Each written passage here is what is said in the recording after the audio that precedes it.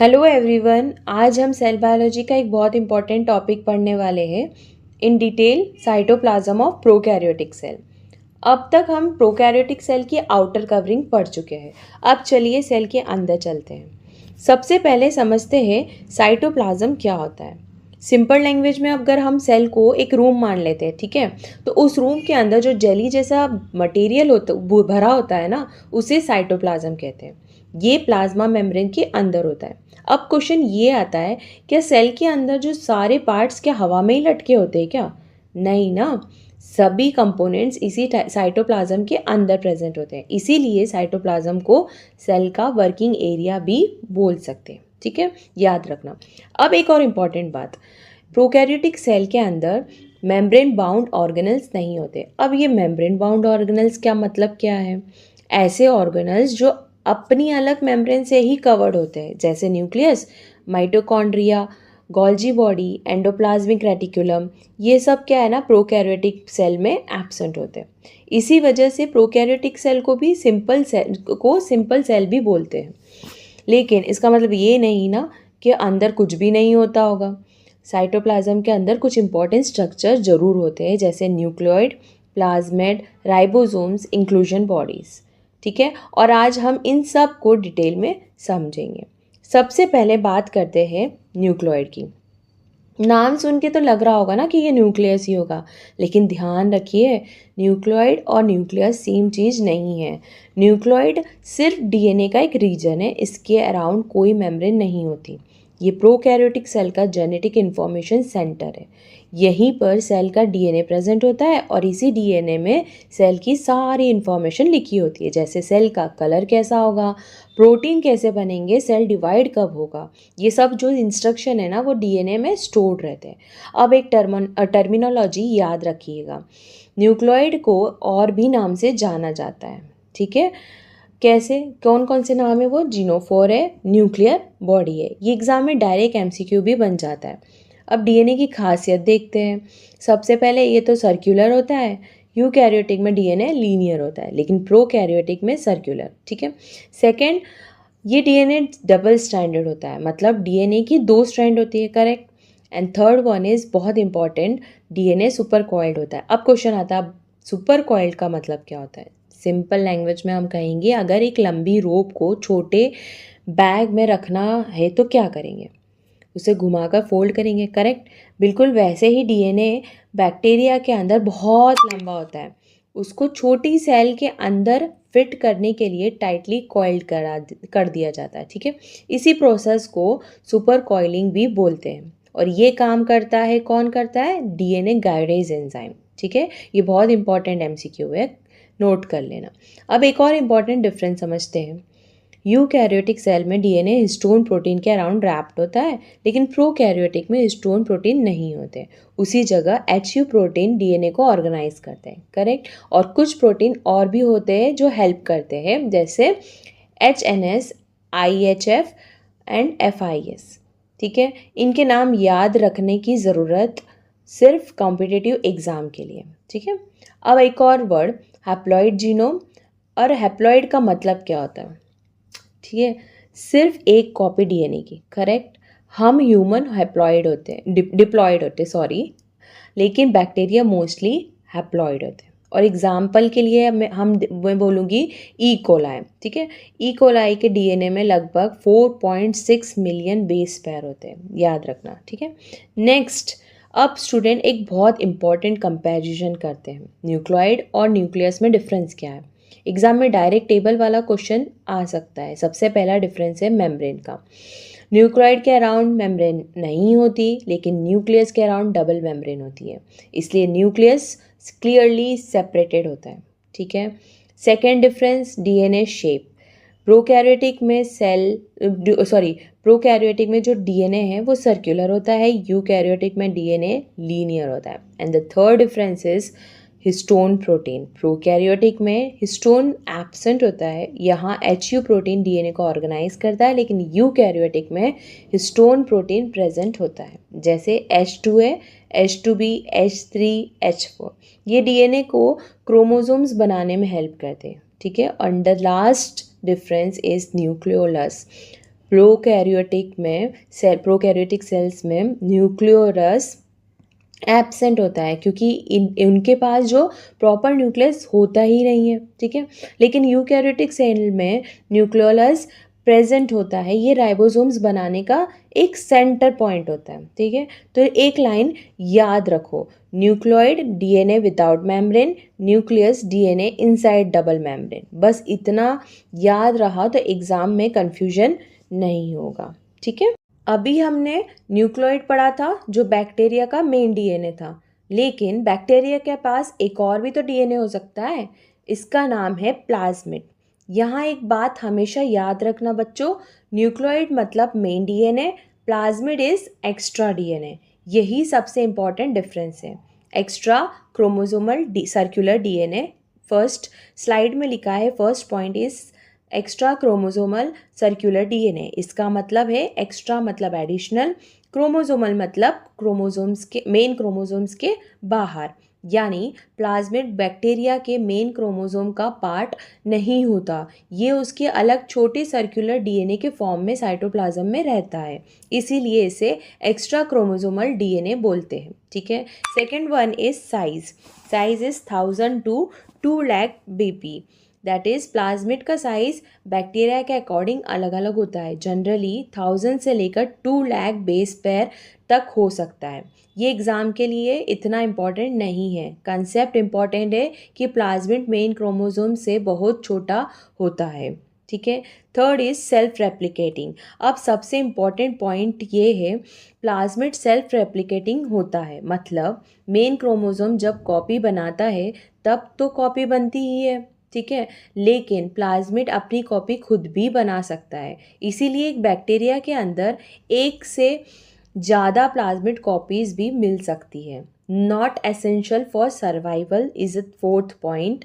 अब एक और इम्पॉर्टेंट MCQ, बहुत इम्पॉर्टेंट MCQ, क्या प्लाज्मिड बैक्टीरिया के सर्वाइव करने के लिए ज़रूरी है? आंसर है नहीं। बैक्टीरिया प्लाज्मिड के बिना भी जिंदा रह सकता है, लेकिन अगर प्लाज्मिड प्रेजेंट हो तो बैक्टीरिया को एक्स्ट्रा पावर मिल जाती है, करेक्ट। जैसे एंटीबायोटिक रेजिस्टेंस, टॉक्सिन बनाना, डिसीज कॉज करना, कॉन्जुगेशन करना। इसलिए प्लाज्मिड को बैक्टीरिया का बोनस फीचर भी कह सकते हैं, correct. Now the types of plasmid, first one is F plasmid, ठीक है। ये बैक्टीरिया को कॉन्जुगेशन करने में हेल्प करता है। अब कॉन्जुगेशन का मतलब क्या होता है? एक बैक्टीरिया दूसरे बैक्टीरिया को डीएनए ट्रांसफ़र करता है, इस प्रोसेस को बैक्टीरियल मेटिंग भी बोल सकते हैं, ठीक है। Now second one is R plasmid. R मतलब रेजिस्टेंस, ये एंटीबायोटिक रेजिस्टेंस जीन कैरी करता है। अगर बैक्टीरिया के पास R प्लाज्मिड आ गया तो एंटीबायोटिक का इफ़ेक्ट कम या ख़त्म हो सकता है, इसी वजह से एंटीबायोटिक रेजिस्टेंस बैक्टीरिया बनने लगे हैं, ठीक है।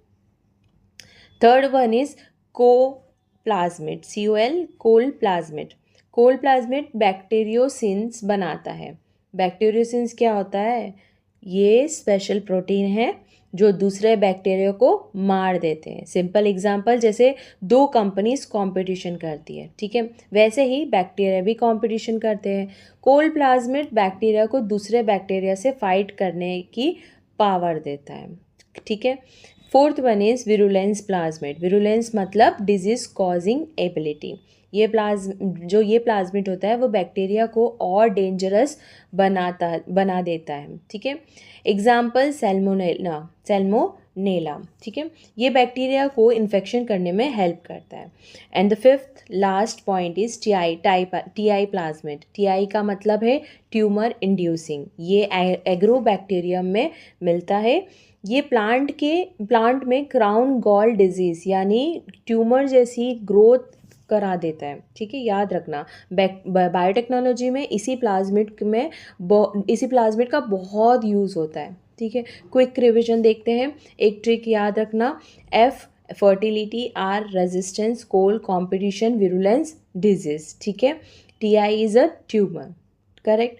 Now the third is importance of plasmid. अब सवाल ये है, प्लाज्मिड पढ़ने की ज़रूरत ही क्या है, रियल लाइफ में इसका यूज़ क्या है?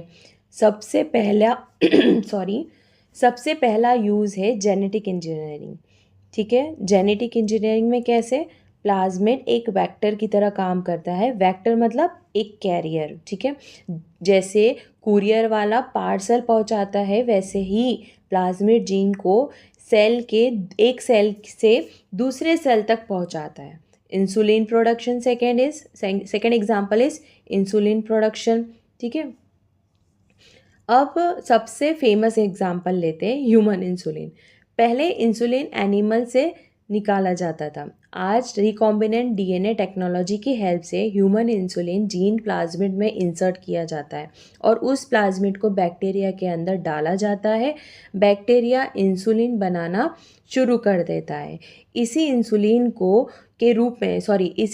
को मेडिसिन के रूप में पेशेंट को दिया जाता है। ठीक है, next is R plasmid spread. अब एक डेंजरस साइड भी है। अगर बैक्टीरिया आर प्लाज्मिड एक्सचेंज करने लगा तो एंटीबायोटिक रेजिस्टेंस बहुत तेज़ी से स्प्रेड होती है। इसी वजह से हॉस्पिटल में सुपर बग्स बन जाते हैं। ठीक है, सुपर बग्स मतलब ऐसे बैक्टीरिया जिन पर कॉमन एंटीबायोटिक्स काम नहीं करती। ठीक है, hope till this you have understood. Next one is 70S ribosome structure. अब हम आते हैं राइबोसोम्स पर। सबसे पहले एक इम्पॉर्टेंट सिंपल सा क्वेश्चन, प्रोटीन कौन बनाता है? आंसर है राइबोसोम। करेक्ट, इसीलिए राइबोसोम को प्रोटीन फैक्ट्री भी बोलते हैं। 70S क्या होता है? प्रोकैरियोटिक सेल में राइबोसोम 70S होता है। ध्यान रखिए, 70S का मतलब 70 साइज नहीं होता है, ये स्वेडबर्ग ने यूनिट होता है। ठीक है, स्वेडबर्ग यूनिट होती है जो सेडिमेंटेशन रेट बताती है। ठीक है, नेक्स्ट इज स्ट्रक्चर। स्ट्रक्चर में हम देखेंगे 70S राइबोसोम्स दो पार्ट से मिलकर बना होता है, 50S और 30S दोनों मिलकर 70S बनाते हैं। ये सिंपल एडिशन नहीं होता, इसलिए 50 + 30 80 नहीं होता। 50S सब यूनिट होता है। 50S के अंदर होता है 23S RNA and 5S RNA। ठीक है, और प्रोटीन 30S सब यूनिट 30S के अंदर होता है 16S RNA। ठीक है, याद रहेगा ना? ठीक है, और प्रोटीन होते हैं। ठीक है, और प्रोटीन्स भी होते हैं, सॉरी, याद रखना। ठीक है, and next is functional sites हम देखेंगे। अब प्रोटीन सिंथेसिस के लिए 3 जगह बहुत इंपॉर्टेंट है, A site, P site and E site. ठीक है, ए का मतलब अराइवल, नया tRNA सबसे पहले यहीं आता है। पी का मतलब पेप्टाइड, यहाँ अमाइनो एसिड जुड़कर प्रोटीन चेन बनाती है। ठीक है, ई का मतलब एग्जिट, काम खत्म होने के बाद एम्प्टी tRNA यहीं से बाहर निकल जाता है। ठीक है, ये समझा ना? याद रहेगा ना? इजी टिक, ए से अराइवल, पी से पेप्टाइड, ई से एग्जिट। ठीक है, पॉलीसोम। अब पॉलीसोम क्या होता है? मतलब एक ही mRNA पर एक साथ बहुत सारे राइबोसोम्स प्रोटीन बना रहे होते हैं। ठीक है, इसे प्रोटीन बहुत फास्ट बनता है। याद रहेगा? चलो, next is ribosome has a antibiotic target. अब एक बहुत इंपॉर्टेंट मेडिकल कंसेप्ट देखते हैं। एंटीबायोटिक बैक्टीरिया को कैसे मारती है? क्या बैक्टीरिया को पॉइजन दे देती है? नहीं, वो बैक्टीरिया के राइबोसोम्स को टारगेट करती है। 30S टारगेट, स्ट्रेप्टोमाइसिन और टेट्रासाइक्लिन, ये दोनों 30S सब यूनिट पर बाइंड करते हैं। प्रोटीन सिंथेसिस रुक जाती है और बैक्टीरिया ग्रो नहीं कर पाता। ठीक है, ये रहा 30S टारगेट का। नाउ द 50S टारगेट में क्लोरामफेनिकोल और एरिथ्रोमाइसिन, ये 50S सब यूनिट पर बाइंड करते हैं। प्रोटीन सिंथेसिस यहाँ भी रुक जाती है। अब ह्यूमन सेल सेफ क्यों है? एक सवाल आता है। ठीक है, ये एंटीबायोटिक हमने क्यों नहीं मार देती? क्योंकि हम ह्यूमन सेल्स में राइबोसोम्स 80S होता है और बैक्टीरिया में 70S राइबोसोम्स होते हैं। ठीक है, स्ट्रक्चर अलग है, इसीलिए एंटीबायोटिक जो होता है बैक्टीरिया को टारगेट करती है। ठीक है, याद रहेगा ना? Now very important exception. ठीक है, ये याद रखना, हमारे माइटोकॉन्ड्रिया के राइबोसोम 70 से काफ़ी सिमिलर होते हैं। इसी वजह से कुछ एंटीबायोटिक होते हैं ना जो माइटोकॉन्ड्रिया को भी इफ़ेक्ट कर सकती है। एग्जाम्पल स्ट्रेप्टोमाइसिन से हियरिंग लॉस ज़्यादा जैसा साइड इफ़ेक्ट देखने को मिल सकता है। ठीक है, नेक्स्ट इज़ इंक्लूजन्स टाइप्स। ठीक है, इंक्लूजन बॉडीज़ के हम टाइप्स देखेंगे। अब तक हम न्यूक्लियोइड, प्लाज्मिड और राइबोसोम्स पढ़ चुके हैं, है ना। अब बात करते हैं इंक्लूशन बॉडीज़ की। सबसे पहले ये समझिए कि इंक्लूजन बॉडीज़ क्या होता है। सिंपल लैंग्वेज में जब बैक्टीरिया के पास न्यूट्रिएंट्स या एनर्जी एक्स्ट्रा अमाउंट में होती है तो वो उन्हें फ्यूचर के लिए स्टोर कर लेता है। करेक्ट, बिल्कुल वैसे ही जैसे हम घर में चावल, दाल और पैसे फ्यूचर के लिए स्टोर करके रखते हैं, सेल भी अपना फूड और इम्पॉर्टेंट मटेरियल स्टोर करता है। इसी स्टोर्ड मटेरियल को इंक्लूजन बॉडीज़ या इंक्लूजन ग्रैन्यूल्स कहते हैं। इनका मेन फंक्शन होता है food storage, energy storage and special functions. First हम देखेंगे पॉलीफॉस्फेट ग्रैन्यूल्स।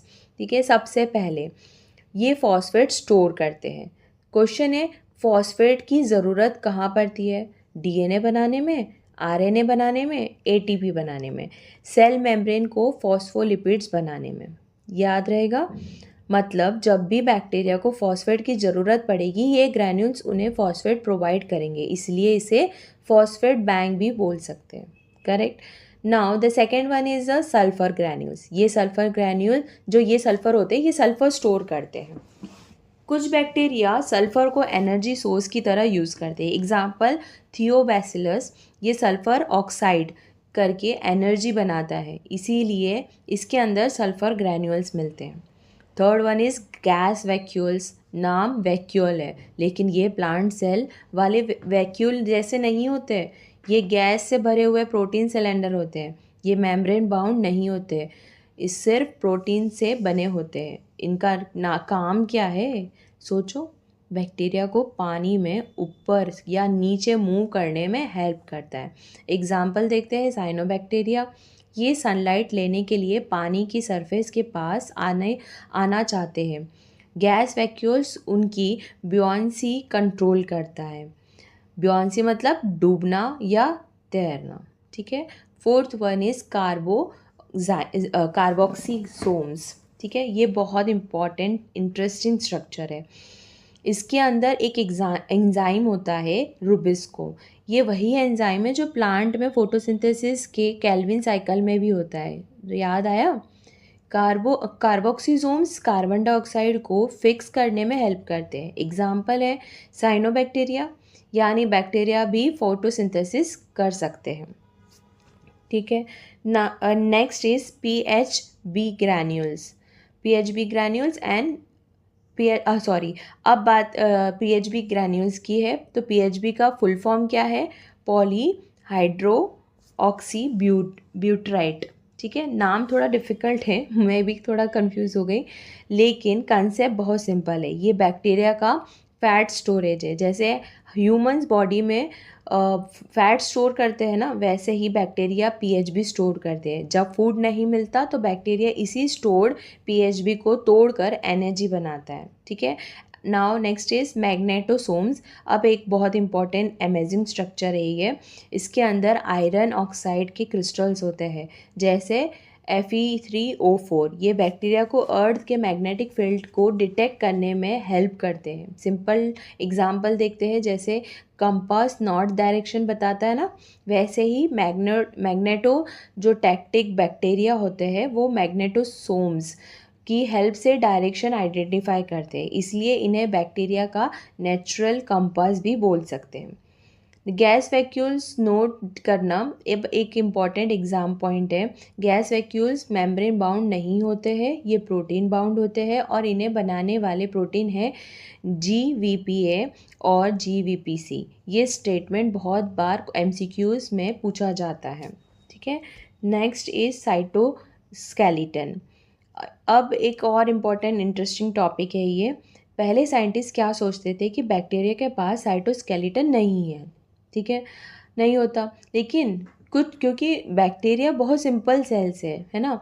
लेकिन बाद में रिसर्च हुई और पता चला कि बैक्टीरिया के पास भी साइटोस्केलेटन होता है, बस वो यूकैरियोटिक सेल्स जितना कॉम्प्लेक्स नहीं होता।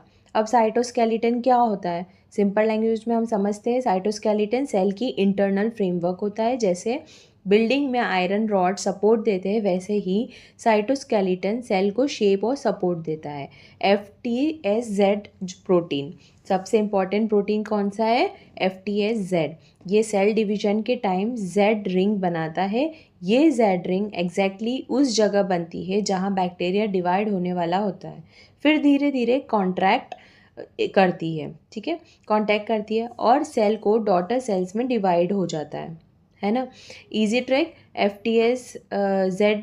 जेड रिंग होता है, सेल डिवीजन करता है। और MREB प्रोटीन दूसरा प्रोटीन है जो ये रॉड शेप बैक्टीरिया की शेप में मेंटेन करता है। अगर MREB ना हो तो रॉड शेप बैक्टीरिया अपनी शेप लूज कर सकते हैं, ठीक है। इजी ट्रिक याद रखने के लिए, MREB मेंटेन रॉड शेप। चलो कंक्लूजन पे आते हैं, यानी इसका कंक्लूजन क्या होगा? यानी बैक्टीरिया के पास साइटोस्केलेटन होता है, बस वो सिंपल वर्जन होता है, और उसके मेजर प्रोटीन्स है FTSZ और MREB। अब देखते हैं एक इम्पॉर्टेंट MCQ क्वेश्चन है, विच protein is prokaryotic DNA associated with? Prokaryotic DNA किस प्रोटीन से एसोसिएट होता है? ऑप्शन है हिस्टोन, HU प्रोटीन, एक्टिन या ट्यूबुलिन। सबसे पहले तो हिस्टोन हटा दो, क्योंकि हिस्टोन यूकैरियोटिक सेल्स में होता है, करेक्ट। एक्टिन और ट्यूबुलिन साइटोस्केलेटन प्रोटीन है, DNA से डायरेक्टली एसोसिएट नहीं होते। तो सही आंसर क्या हुआ? Option B, that is HU protein. ये प्रोकैरियोटिक DNA को ऑर्गेनाइज और स्टेबलाइज करता है। इसी वजह से हिस्टोन की जगह बैक्टीरिया में HU प्रोटीन होता है। ये question CTET, UPTET, TGT, PGT exams में बहुत बार पूछा गया है, ठीक है। नेक्स्ट लेक्चर में हम पढ़ेंगे अपेंडेजेस ऑफ प्रोकैरियोटिक सेल। अगर ये वीडियो आपको यूज़फुल लगा हो तो प्लीज़ लाइक, शेयर और सब्सक्राइब करना मत भूलिएगा। Thank you.